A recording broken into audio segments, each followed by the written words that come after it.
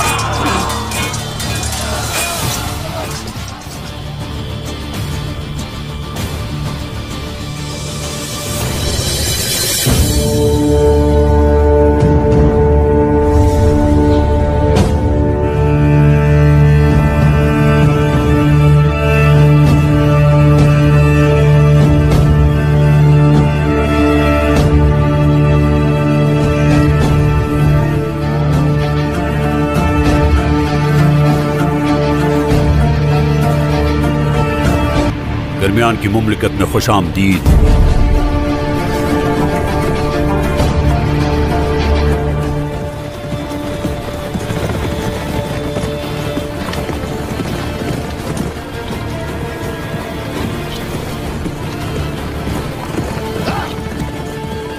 होशियार उस्मान साहब।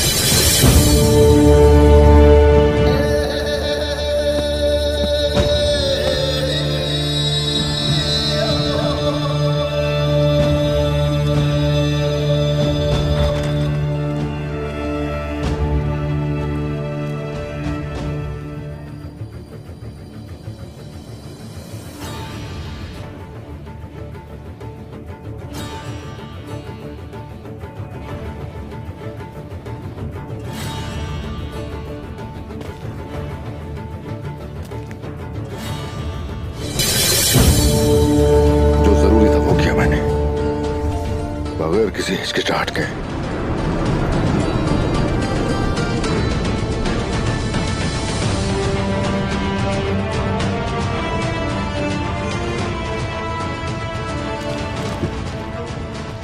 आज यहां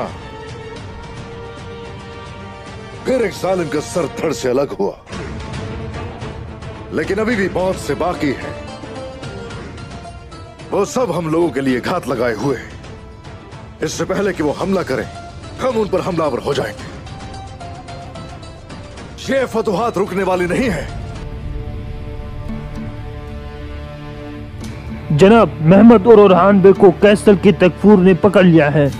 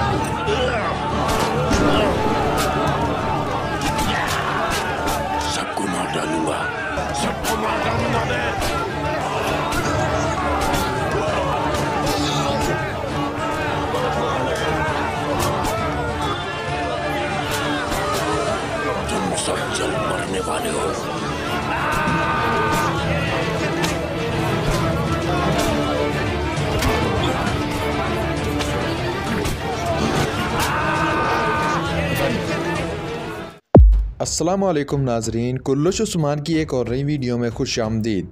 एपिसोड के आगाज़ में उरान सरदार बुरहान और बाइंदर के साथ यानी शहर के महल में आगे बढ़ रहा होता है।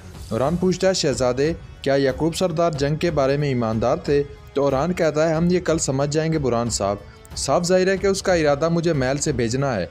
इसीलिए में उरान की नज़र होलोफेरा पर पड़ती है जो अपनी मुलाजमा के साथ खड़ी होती है, और उरान के इशारे पर बाइंदर और बुरहान वहाँ से चले जाते हैं।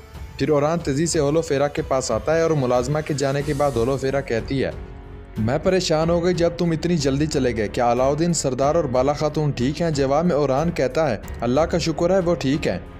तो तुम इसलिए आई हो क्योंकि तुम्हें हमारी फ़िक्र थी। जवाब में होलोफेरा कहती है, तुम जानते हो कि मैं बाला खातून से मोहब्बत करती हूँ। जब मैंने छापे की खबर सुनी तो बहुत डर गई। ये जानकर खुशी हुई कि वो सब ठीक है। फिर उरान कहता है, तुम्हें याद है जो मैंने तुमसे बाजार में कहा था? तो होलोफेरा कहते, तुमने क्या कहा था? इस पर उरान कहता है, मैंने सोचा कि तुम यहाँ वापस नहीं आओगी।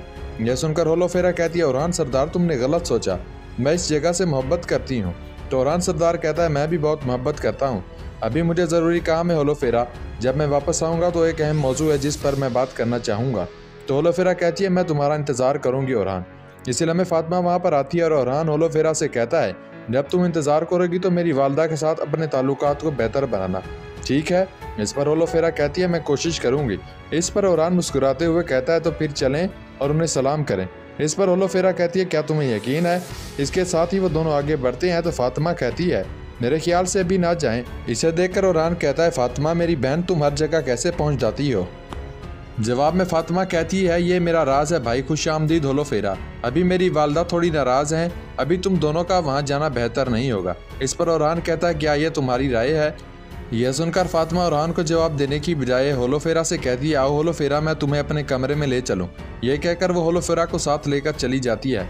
बाहर सान में महमद वैशियों से कह रहा होता है, दरमियान से तुम्हारी वफादारी को आजमाने का वक्त आ गया है। तो वैशी कहता है, ठीक है महमद सरदार, लेकिन आप किसकी बात कर रहे हैं? तो महमद कहता है, आज तक का तुम्हारा सबसे अहम फरीज़ा तुम्हारा मुंतज़िर है। अगर इसमें कामयाब हो गए तो इतने अमीर हो जाओगे और इतना सोना कमाओगे कि फिर कहीं भी छापा नहीं मारना चाहोगे। यह सुनकर दूसरा वैशी कहता है, तुम्हारी इस बात ने हमारी भूख मिटा दी है। इंतज़ार किए बगैर बोले महमद सरदार। तो महमद कहता है, तुम उरान को मार डालोगे? यह सुनकर वैशी चौंक जाते हैं और एक वैशी पूछता है, हम ये कैसे करेंगे महमद सरदार? महमद कहता है, कल तुम उरान के साथ कुफार के जाल में होगे। उरान हमले में दाखिल होगा। इधर खुफिया कमरे में तसूलियस उस्ताद गवेरा से कहता है, उस्ताद गवेरा यह कमांडर वेजलियस की तरफ से। यह कहकर वो एक खत निकाल कर उस्ताद गवेरा को दे देता है। खत में लिखा होता है, उरान और महमद कल अपनी फौजों के साथ रास्तों पर निकलेंगे तो कैसल किले पर हमला करेंगे। ये पढ़ने के बाद उस्ताद गवेरा कहता, थॉमस कैसल किले के तक फोर को पैगाम भेजो, उसे कह दो कि कल अपनी फ़ौज के साथ इस मुकाम पर आए जहां मैं बताऊंगा, और तसूलियस तुम वेजलियस को पैगाम भेजो। नाजरीन, अगले रोज़ हम देखते हैं जंगल में उस्मान साहब के सिपाहियों ने मंगोलों का लिबास पहना होता है और लड़ाई में बच जाने वाले मंगोल सिपाही भी उनके साथ होते हैं। आयगुत कहता है, इन्हें देखें सरदार, ये ऐसे खौफजदा हैं जैसे कुर्बानी की बारी के इंतज़ार में हो। यह सुनकर उस्मान साहब मंगोल सिपाहियों से कहते हैं, मेरी तरफ देखो, अगर तुम नहीं चाहते कि तुम्हारा हाल भी ऐसा हो तो अपने फरीजे को बखूबी निभाओगे। मैं तुमसे बात कर रहा हूँ, मेरी तरफ देखो। इस पर तोरान एक मंगोल सिपाही को दबोचते हुए कहता है, अगर ये ऐसा नहीं करते तो इनकी हालत बहुत पहले ख़राब हो जाएगी सरदार। तो उस्मान साहब कहते हैं, ऐसा ही है, चलो इन्हें ले जाओ। इसके बाद वो सब घोड़ा गाड़ी पर सवार होकर रवाना हो जाते हैं। जाते जाते उस्मान साहब के सिपाही खुद को मुकम्मल तौर पर ढांप लेते हैं। इधर यानी शहर में एक सिपाही भागता हुआ महल के दरवाजे पर आता है तो याकूब सरदार का सिपाही उससे पूछता है, मालूमात किसके लिए है? जवाब में वो सिपाही कहता है, उरान साहब के लिए। इसके बाद वेजलियस वहां पहुंचकर कहता है, आओ भाई, मैं तुम्हें उरान सरदार के पास ले चलो। मगर सरदार याकूब का सिपाही इस सिपाही से फरमान ले लेता है। ये देखकर वेजलियस कहता है, ये मालूमात उरान सरदार के लिए है। जवाब में सरदार याकूब का सिपाही कहता है, मालूमात पहुंच जाएगी, चलो जाओ यहाँ से। यह सुनकर वो दोनों वहाँ से चले जाते हैं और सरदार याकूब का सिपाही वो खत खोलकर पढ़ता है। इसी लम्हे उरान अपने सिपाहियों के साथ, जबकि दूसरी तरफ महमद भी अपने सिपाहियों के साथ वहाँ पहुँचता है। देखते ही देखते सरदार याकूब भी वहाँ पहुँच जाता है और सिपाही वो खत सरदार याकूब के हवाले कर देता है।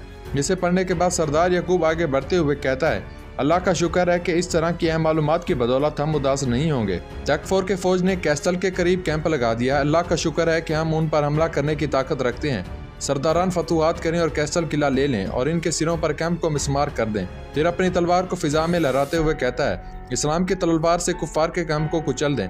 इसके बाद वो सब अल्लाह अकबर के नारे बुलंद करते हैं, जबकि वैजलियस एक तरफ जाकर कबूतर के पैर के साथ कब्र बांधकर उसे उड़ा देता है और कहता है कैस्टल तुम्हारा शानदार इस्तकबाल करेगा।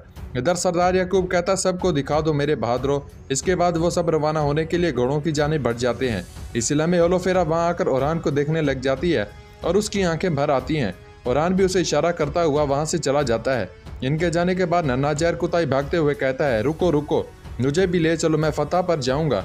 रुक जाओ, अब मैं इनसे कैसे मिलूंगा घोड़ा, मेरे पास घोड़ा नहीं है। तो बाइंदर कहता है जहर कुताई अल नहीं, ये घोड़े के बगैर मुमकिन नहीं, इससे शहजादे की रफ्तार सुस्त हो जाएगी। तो नन्हा जहर कुताई कहता कुछ नहीं होगा, मैं पैदल ही चला जाऊंगा। यह सुनकर बुरहान उसे प्यार करते हुए कहता है जहर कुताई तुम अपने बाबा की तरह बहादुर हो, अभी थोड़े बड़े हो जाओ और तुम्हारा चच्चा कभी नहीं छोड़ेगा तुम्हें। मगर जहर कुताई अपने बच्चे को पीछे करते हुए कहता है जंग में जाने से पहले तुम्हें बहुत सी चीज़ें सीखनी चाहिए। यह कहकर वो उसे अपने साथ ले जाता है। जहर कुताई की इस हरकत पर बुरहान को दुख होता है तो बाइंदर उसे थपकी देता है। इसी लम्हे यूनुस अमरे महल में दाखिल होते हुए सरदार याकूब को देखकर कहते हैं सरदार अस्सलाम वालेकुम, मुझे एक मसला पेश आया है, इसलिए आया हूँ कि आप इस गरीब को इजाज़त देते हैं। जवाब में सरदार याकूब कहता है कहो। इधर उस्मान साहब सरदार को अलाउद्दीन और बाला खातून तलाश कर रहे होते हैं और वो सब मुसलसल आगे बढ़ रहे होते हैं। इधर यानी शहर में सादत खातून गूंजा के साथ आगे बढ़ते हुए कहती है क्या अलाउद्दीन की कोई खबर है गूंजा? तो गूंजा कहती है नहीं वालदा, अगर आप इजाज़त दें तो मैं जा सकती हूँ। इस पर सादत खातून कहती है नहीं अभी इसकी ज़रूरत नहीं। इसी लम्हे होलोफेरा वहाँ अफसुर्दा हालत में आती है। होलोफेरा को अफसुर्दा देकर सादत खातून पूछती है होलोफेरा क्या तुम रो रही हो? तो होलोफेरा कहती है नहीं मैं ठीक हूँ, आपको गलत फहमी हुई है। फिर सादत खातून होलोफेरा को मलून खातून के खिलाफ भड़काते हुए कहती है ओरान अच्छा है मगर मलून खातून बहुत मुख्तलिफ है, मैंने बहुत कोशिश की लेकिन मलून खातून को अपनी तरह प्यार करने वाला ना बना सकी। जवाब में होलोफेरा कहती है लेकिन मैंने कभी आपको ऐसी कोशिश करते नहीं देखा। तो गूंजा कहती है मेरी वालदा जो कर सकती थी किया है। फिर सादत खातून कहती है मलून मगरूर है, उस्मान सरदार ने याकूब सरदार से बैत कर ली है, मलून उसे कबूल नहीं कर सकती थी। तो होलोफेरा कहती है मैं अगर खुद को उनकी जगह रख कर देखूँ तो मैं भी ये कभी कबूल नहीं कर सकती। तो सादत खातून कहती है देखो तुम खुद को उनकी जगह रख कर खुद को ही उदास कर रही हो, इसने आपके लिए क्या किया, तुम इसके रवैये से नाराज़ होकर पहले ही चली गई। काश कि तुम मेरी बहू बन जाती। क्यों गूंजा क्या कहती हो? इस पर गूंजा होलोफेरा से कहती है तुम मेरी अच्छी दोस्त बन सकती हो। इस पर होलोफेरा कहती है असल में मैं भी यहाँ अकेली हूँ, मैं आपकी दोस्त बन सकती हूँ गूंजा खातून। इसीलिए मैं मालून खातून वहाँ आती है और होलोफेरा को सादत खातून के साथ देखकर कहती है बहुत देर से नज़र आ रहा है कि आप एक दूसरे से अलग नहीं हो रहे। सादत खातून जहाँ भी जाती है होलोफेरा वहाँ मौजूद होती है। तो सादत खातून कहती है तो क्या हुआ, क्या आप हसद कर रही हैं? यह सुनकर मलून खातून कहती है नहीं नहीं बिल्कुल नहीं, इसके बरक्स आपको इस तरह से देखकर मुझे बहुत खुशी होती है। माशाअल्लाह माशाअल्लाह, अल्लाह आपकी मोहब्बत में इजाफा फरमाए। यह सुनकर होलोफेरा सादत खातून के साथ आगे बढ़ जाती है। इधर उस्मान साहब के जानबाज मंगोलों के बेस में ही मंगोल पड़ाव में पहुंच जाते हैं, जबकि उस्मान साहब मुर्दा हालत का नाटक करते हुए घोड़ा गाड़ी पर लेटे होते हैं। तौरान कहता है हम उस्मान की लाश ले आए हैं। उस्मान साहब को देखकर मंगोल सिपाही कहता है कमांडर को खबर करो। इसके साथ ही कमांडर आगे बढ़ते हुए पूछता है ये शोर कैसा है? जवाब में मंगोल सिपाही कहता है नौकर उस्मान साहब की लाश लेकर आए हैं। तो कमांडर खुश होते हुए कहता है उस्मान की लाश? यह कहकर वो आगे बढ़ता है तो पीछे मंगोल सिपाही नारे लगाने लग जाते हैं। मंगोल कमांडर उस्मान को छूते हुए कहता है जो कोई अपनी मनमानी करता है वो अपना सर खो देता है उस्मान। यह सुनकर उस्मान साहब आंखें खोलकर उसे दबोच लेते हैं और कहते हैं जो तुर्कों के लिए कफन बनाएगा कब्र हमेशा उसकी तैयार है। ये कहकर उस्मान साहब अपना खंजर उसके गले में घोंप देते हैं और कमांडर के गले से खून पानी की तरह बहने लगता है। इस तरह कमांडर ज़मीन पर गिरकर हलाक हो जाता है। इसके साथ ही उस्मान साहब के सिपाही अपने चेहरे अयां कर देते हैं और उस्मान साहब अपने दोनों बाजू फैलाते हुए कहते हैं सिपाहियों अपना खेल शुरू करो। ये सुनते ही उस्मान साहब के सिपाही बारूद वाले ड्रम मंगोल पड़ाव में डाल देते हैं। फिर बारी बारी आग वाले तीर ड्रमों में दे मारते हैं, जिसकी वजह से मंगोल पड़ाव धमाकों से गूंज उठता है। शदीद धमाके की वजह से कई मंगोल सिपाहियों के चीथड़े उठ जाते हैं। हर तरफ धुआं ही धुआं फैल जाता है। धमाके के बाद उस्मान साहब के सिपाही बच जाने वाले मंगोल सिपाहियों पर टूट पड़ते हैं। मंगोल सिपाहियों को संभलने का बिल्कुल मौका नहीं मिलता और वो कटते ही चले जाते हैं। आज उस्मान साहब मंगोलों पर बिल्कुल बेरहम हुए होते हैं और मंगोलों को इस बात का एहसास दिला रहे होते हैं कि अब उनका सरजमीनों में आना जहन्नम साबित होगा।